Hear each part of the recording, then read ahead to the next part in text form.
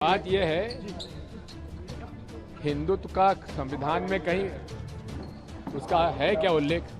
नहीं है, फिर क्या दिक्कत है? जब भी राजनीति की बात होती है तो दो नेताओं के बीच में दरार डालना बड़ा आसान होता है और ये सबसे ज्यादा देखा जाता है। मध्य प्रदेश की बात करेंगे। 230 विधानसभा सीटों के लिए यहाँ कुछ ही महीनों में चुनाव होने वाले हैं। तैयारी जोरों पर है।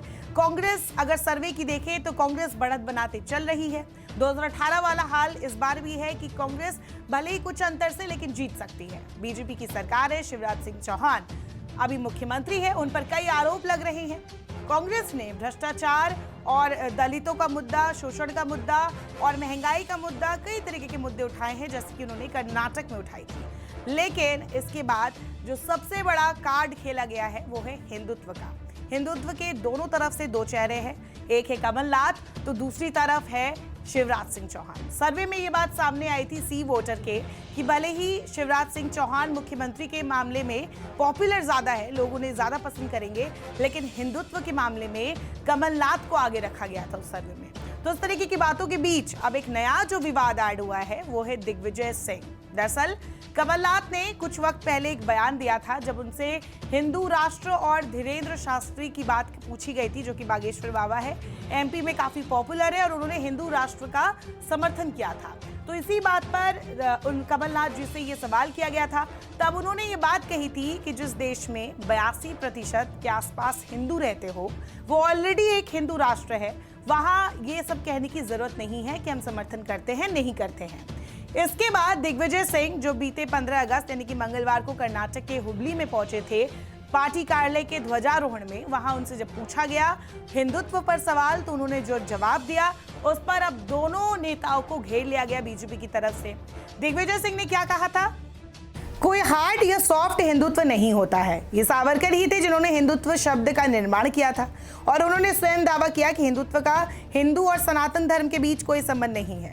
संवैधानिक पद पर बैठे किसी भी व्यक्ति को जिसने भारतीय संविधान की शपथ ली है, अगर वो हिंदू राष्ट्र की बात करता है तो उसे इस्तीफा दे देना चाहिए। बाद में वो हिंदू राष्ट्र पर बात कर सकते हैं।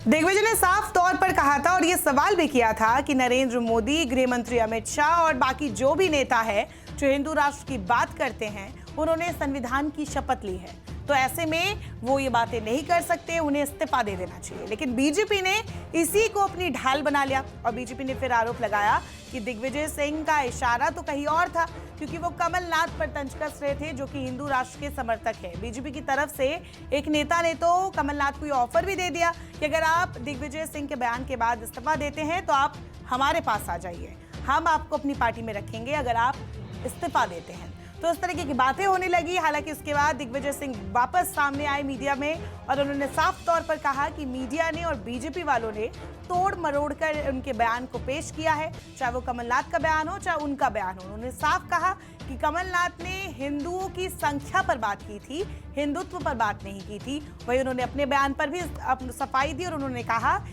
लोगों ने गलत तरीके से उसको बताया है। कमलनाथ जी ने कभी इस बारे में इस बात की बात नहीं की जो आप लोग या भाजपा कह रही है। पहले मैं भाजपा वालों से पूछना चाहता हूँ, प्रधानमंत्री जी से, गृह मंत्री जी से, हमारे मुख्यमंत्री जी से और भाजपा के जितने मंत्री हैं, उन्होंने भारतीय संविधान की शपथ ली है कि हिंदू राष्ट्र की शपथ ली है? बोलो। कि उनका कहने का मतलब साफ था कि जो बीजेपी की जो हिंदुत्व की बात करने वाले लोग हैं, क्योंकि संविधान में हिंदुत्व का जिक्र नहीं है, उन्होंने साफ तौर पर कहा, और जहां हिंदुत्व का जिक्र नहीं है वहां उस पर बहस करने की कोई बात नहीं है। उन्होंने बीजेपी और मीडिया वालों पर भी ताबड़तोड़ निशाना साधा और कहा कि बयानों को तोड़ मरोड़ कर पेश करना बंद करें। फिलहाल मध्य प्रदेश में अब देखना होगा कि आगे क्या कुछ होता है, लेकिन ये सब देखने को अभी और भी मिलेगा क्योंकि चुनाव नजदीक है।